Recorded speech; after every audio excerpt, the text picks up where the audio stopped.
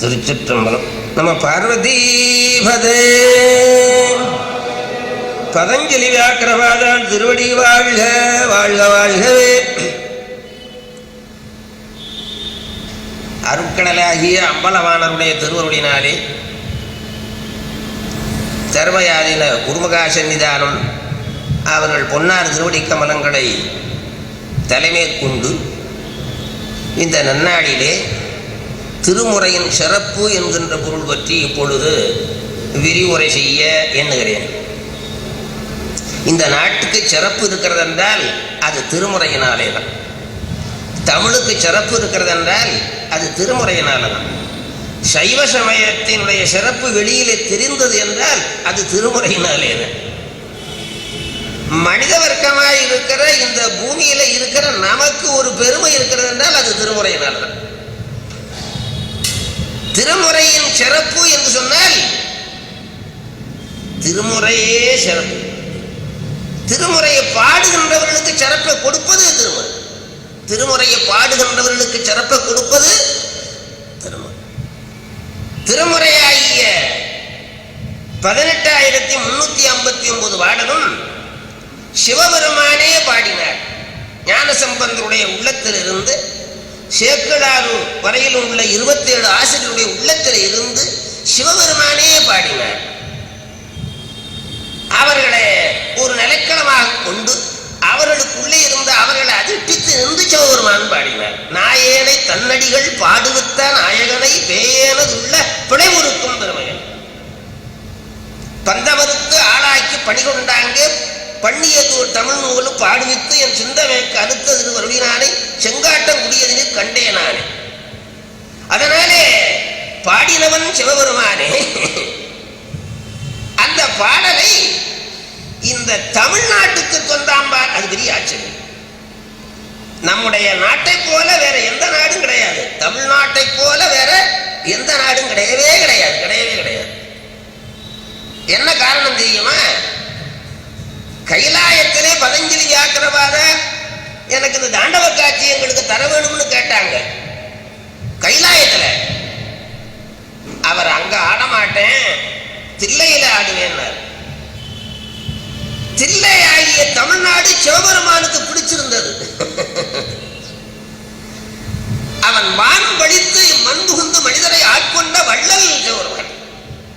வான் பழித்து தேவர்களை எல்லாம் பழித்து விட்டு நம்மை ஆட்கொண்ட பெருமான் சிவபெருமான். அதனால இந்த தமிழ்நாடு அவனுக்கு பிடித்திருந்தபடியினாலே தமிழ்நாட்டிலே வந்து ஆடுகிறான். கைலாயத்தில் ஆட மாட்டேன்ட்டார், தமிழ்நாட்டிலே வந்து ஆடுகிறான். அந்த ஆடுகின்ற பெருமானை பார்த்து பாடின பாடல்கள் தான் திருமுறை. திருமுறை என்பது திரு என்பது செல்வம். அது அருட்செல்வம் பொருட்செல்வம் இரண்டு பொருள் கொடும். இரண்டு செல்வத்தையும் முறையாக வழங்குவது திருமுறை.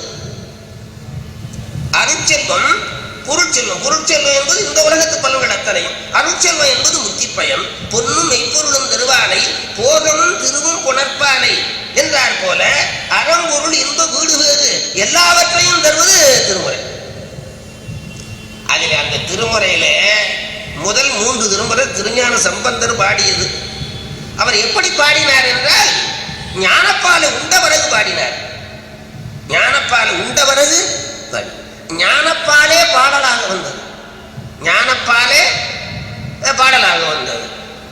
பால் கொடுத்தால் அந்த பால் என்கின்ற அந்த 2 எழுத்துக்கு நடுவில் ஒரு டா போட்டார் ஞானசம்பந்தர். பால் என்ற 2 எழுத்துக்கு நடுவில் ஒரு டா போட்டார். டா போட்டா என்ன ஆகும்? அந்த பாடல் என்ன பண்ணினாரு?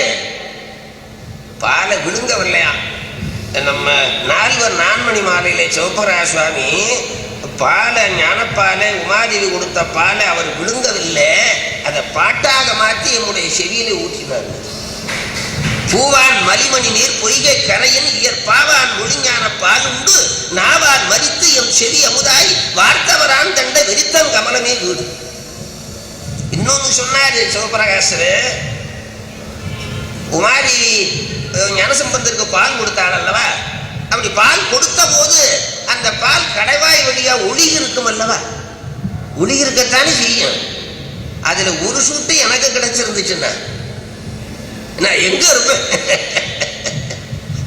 தேக்குரு கருணை பெரிய நாயகிதன் திருமுலை சுரந்தாவால் மதுர வாக்குறும் அழகன் ஞான சம்பந்த வள்ளலுண்டிட அவன் கடைவாய் போக்குற உழுதும் திவலை ஒன்று அடியில் புண்ணிய வசத்தினார் கிடப்பின் தாக்குரு புலன் என்று உன்னடி இவரி தங்குவன் வந்தா காவலனே என்பது திருவங்க கலம்பரம். ஆகையினாலே இப்ப ஞானசம்பந்தர் பாடிய பாடல் எல்லாமே ஞானப்பால் ஞானப்பால் ஞானப்பால் தான் பாடலாக வந்தது. அந்த பால் தான் இறந்த வணிகனை எழுப்பியது. அந்த பால் தான் எலும்பை பெண்ணாக்கியது. எந்த சமயத்திலே இது மாதிரி அதிசயம் கிடையாது, இது மாதிரி பாடல் கிடையாது. இன்று இச்சமயத்தில் அல்லது மற்ற ஏழையுடன் ஒன்று சொல்லி மன்றத்து நின்றவரார் அன்று அங்க உயிர் வரவே எலும்பு உயிர் வரவே பாடு அடியவர் எங்கு விலை கண்டாய். எலும்பை பெண்ணாக்கியது உங்க ஊர் தானே? இந்த ஊரு சென்னை மயிலாப்பூர். எலும்ப பெண்ணாக்கியது.